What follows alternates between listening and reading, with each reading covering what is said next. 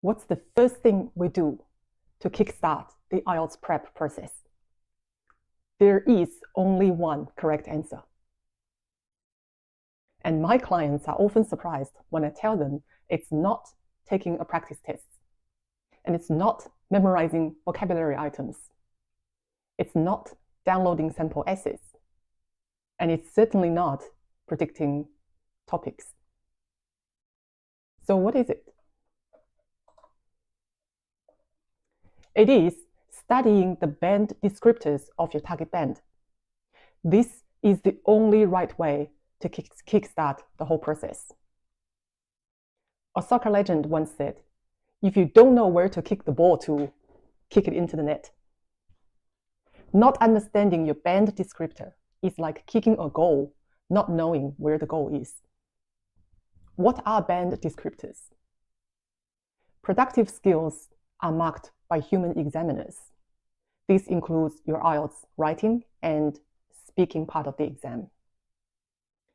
So the band descriptors are a set of criteria the examiners based on when they decide what band score you will end up getting. So it's actually a crucial part of the whole prep. There are two good reasons why we should spend a decent chunk of time on the band descriptors. First up, we need to know what good looks like so we can prepare accordingly.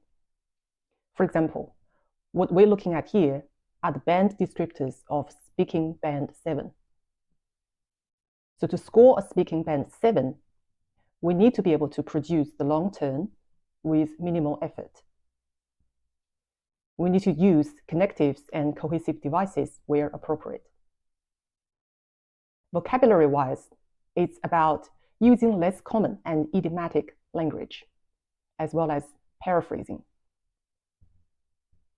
Grammatically, we need to display a good range of structures that includes complex sentences.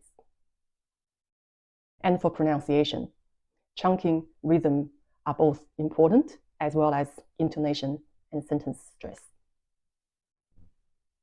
The second reason why we really need to focus on the band descriptor is often overlooked. It's actually important because the descriptors give us not only what good looks like, but also what kind of tolerance on imperfection the system has.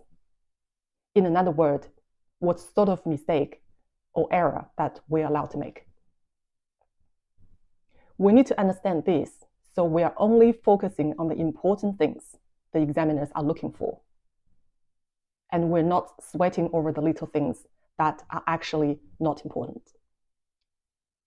As you can see for band 7, some inaccuracies in terms of grammar, vocabulary, and pronunciation is okay. We don't have to be extremely conscious when it comes to accent or those small grammatical errors. I would direct my time and energy more on the fluency and coherence side of the prep. Right, so the band descriptors are actually readily available on the IELTS.org website. So it's not a secret, everyone can access it. So what's the value of this lesson? It is not to go through the descriptors. Once we understand the descriptors, the key thing we need to do is to then formulate a plan. A plan based on your current level, time and resources you can allow, and in particular, your strengths and weakness areas.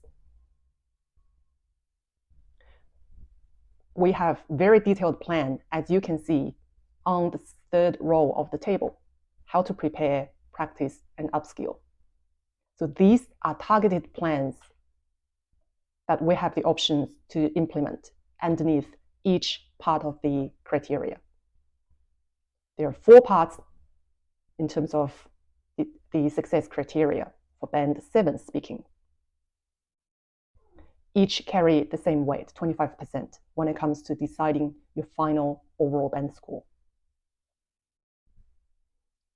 To give you an example, to improve fluency and coherence, if you struggle with the long turn, then part of the plan, we may suggest focusing on the skills you need to be able to think on your feet. And this is what I mean by learn how to use the 1 minute prep time very efficiently. In particular, we can help you by giving you handy frameworks that you can use for any long-term topics. So you find it easy to fill the 2 minutes with quality language that actually meets the criteria.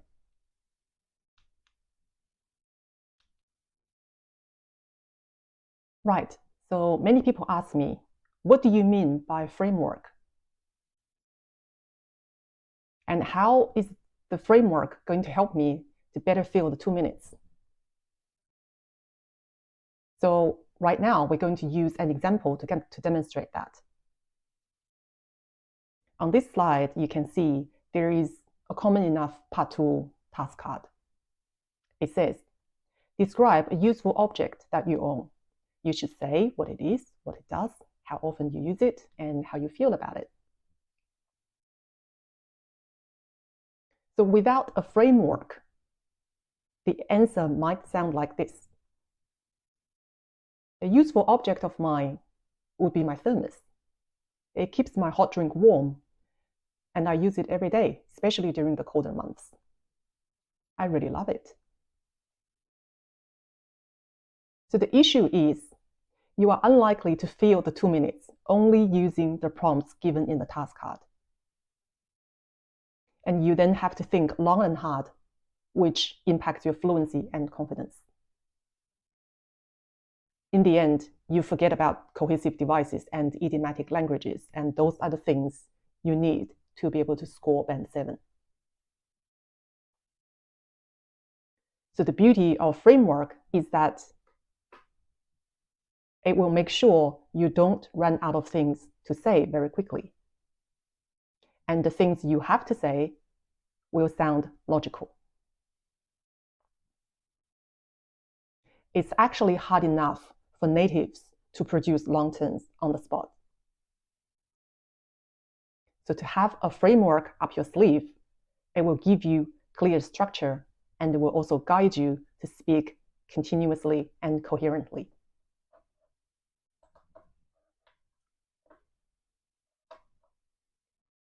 Yes, I see a raised hand.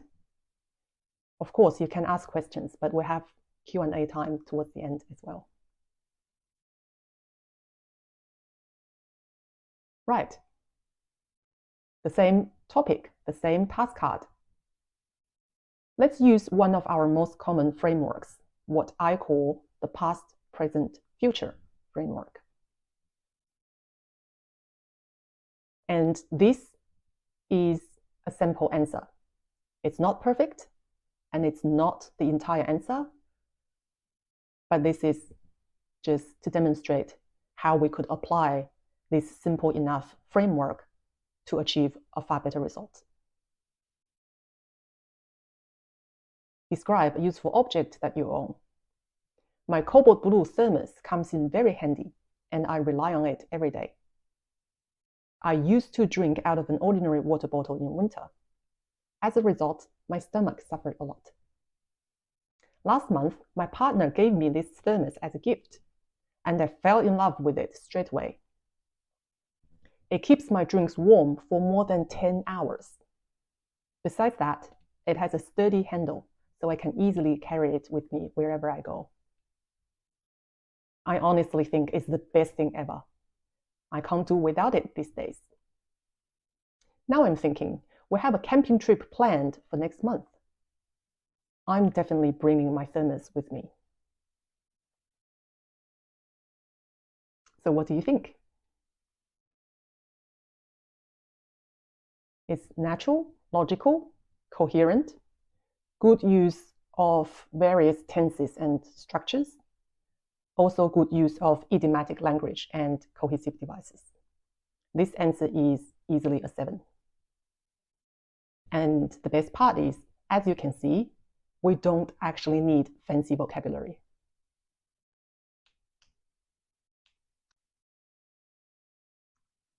Okay, a quick summary before we start the Q&A. Key takeout today.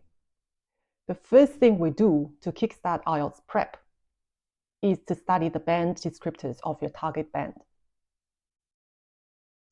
Today we looked at speaking band 7 descriptors, and in the future we will look at writing band 7 descriptors.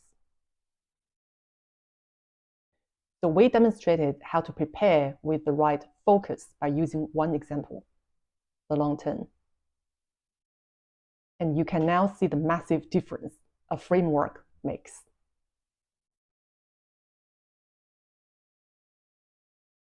Okay, please now raise your hand if you have a question. I hope you picked up something useful today. Please leave a comment on what you find most challenging when it comes to IELTS or English in general, and I would love to help you with that. Visit the website for a free download of the slides. I will keep bringing you bite-sized lessons on communication, English, and IELTS, so don't forget to subscribe.